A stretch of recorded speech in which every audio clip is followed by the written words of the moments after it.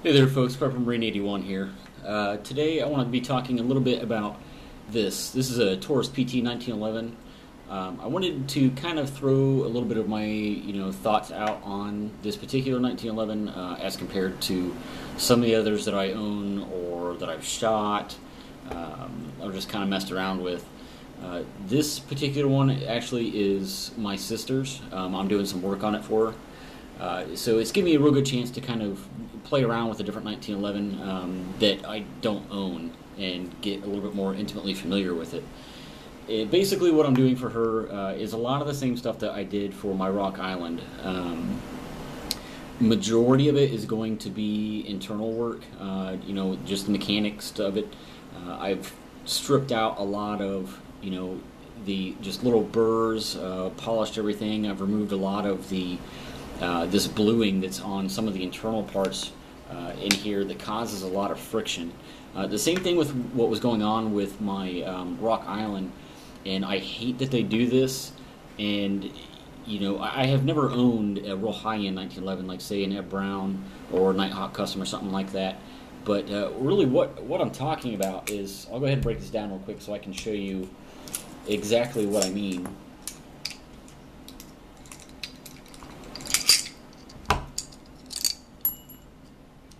Sorry folks, I should have had this broken down beforehand.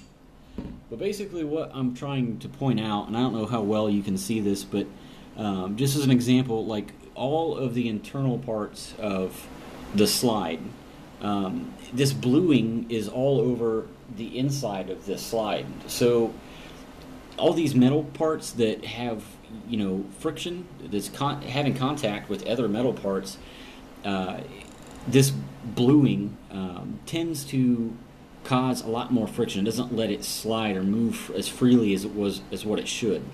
And especially once you start getting like any kind of like carbon buildup or dirt or debris inside there, this surface is very like porous and almost tacky. So it makes it just sort of compounds the problem very rapidly, and can cause obviously a lot of malfunctions. Now, the easiest solution to this is to strip all that off and get this metal polished to a real high polish, so it's very slick, and everything's able to move around free in there. It's not getting hung up or it's not dragging. You don't have all that friction. So that's basically what I'm doing to hers right now, and it's getting there. It's been a little bit difficult to do it. I don't know if it's just the bluing that they use on this compared to the parkerization that Rock Island uses on theirs. The parkerization seems to be able to be removed a lot easier. It takes a considerable more time and effort, with a Dremel tool, some very, very fine sandpaper. I'm using about, on average right now, I'm using 1,000 grit wet dry. To take this off without scoring up the metal or causing a lot of scratches in it. It is improving, I will say that. It's definitely getting better, but I still have a little ways to go. Compared to what this thing felt like when I first started working on it, to what it feels like now is like night and day. So I know that I'm at least making some progress here. It's just frustrating because it is taking so long to do that. Because to be honest with you, with it compared to my Rock Island, and granted I've had countless hours on my Rock Island, getting it to where it's at. I mean, this is my baby, but the slide on this is just like glass. I mean, compared to this thing, it's still a lot better. And the round counts on these are at least a little bit close. So I know it's not just a matter of, it's not fully broken. The round counts are very similar in both of them. It's just the fact that I simply have more time on this, gunsmithing hours, if you want to call it that, to get it where it's at. Basically what I do with both of these is what I was showing you before, is I strip out all of the either the bluing or parkerization or whatever kind of coating it is on the inside of the slide there, and on the rails for the frame also. I strip all that off, I polish it out, And I stopped using frog lube because normally what I would do is I would do that whole process and then go through the process of using frog lube a couple times to just get everything just slicker than snot. But honestly, I had some problems with it to where if you were storing it for any long period of time, and for me, this is just unacceptable in a CLP, that it would get very, very tacky. I mean, I'm talking to the point where if you took the barrel and you just kind of slid it in across your hand, you could feel it. Like your hand was very tacky. And that just didn't invoke a lot of confidence in me as far as knowing that I can just pick this up in the middle of the night and pull a trigger and it's going to go boom. Now, when it got hot, it lost that very tacky consistency to it. But one of the other things that bothered me is I took this apart, like completely apart, down to every single piece.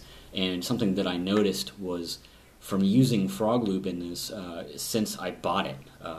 Literally bought the weapon, stripped all of the factory oil or whatever that had been on there off, applied frog lube, and had been using that ever since, up until about 700 rounds.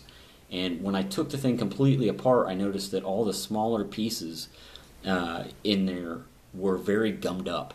And, granted, yes, you can still have that with a lot of other CLPs, but I had never seen it look that bad with using like a traditional CLP, like something like Slip 2K or, Ballistol or something like that. So I stopped using it, and it's really unfortunate because I was very impressed with it initially, but I don't advocate it anymore, honestly. And so that's kind of what I'm doing with this, and I have noticed that those benefits that you get initially from the frog lube, after you strip all this, stuff off the inside of the slide and you polish it and all that.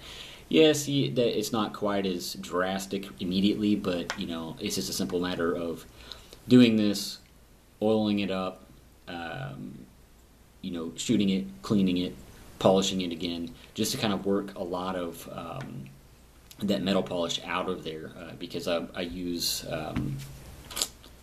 Flitz metal polish, and it's got a lot of grit to it, and it gets down in little nooks and crannies and the slide and everything like that, so it takes a little bit to get all that stuff cleaned out of there to where you are free-flowing again.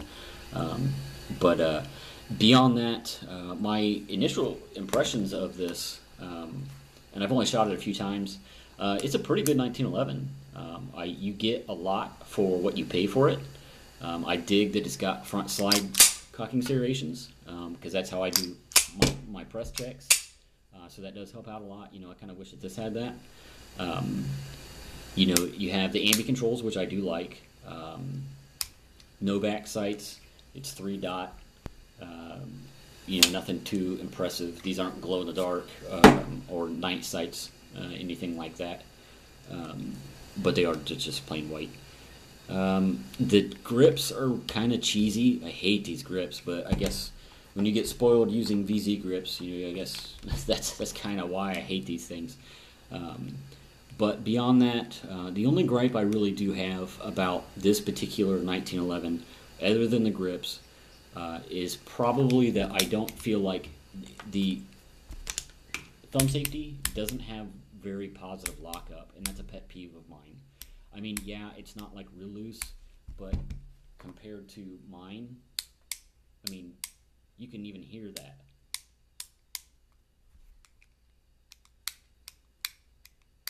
It's just very, I don't know, you'd have to do it in your hand to get what I'm saying, but it's just not a very strong lockup. I don't really care for that because I usually carry it cocked and locked, that's how you're supposed to, but that, and then the grip safety is insanely stiff, and I'm going to change that, but you really got to have like a death grip on this thing for it to disengage that safety, because if you don't, you'll go to fire and you just get the click click, nothing happens.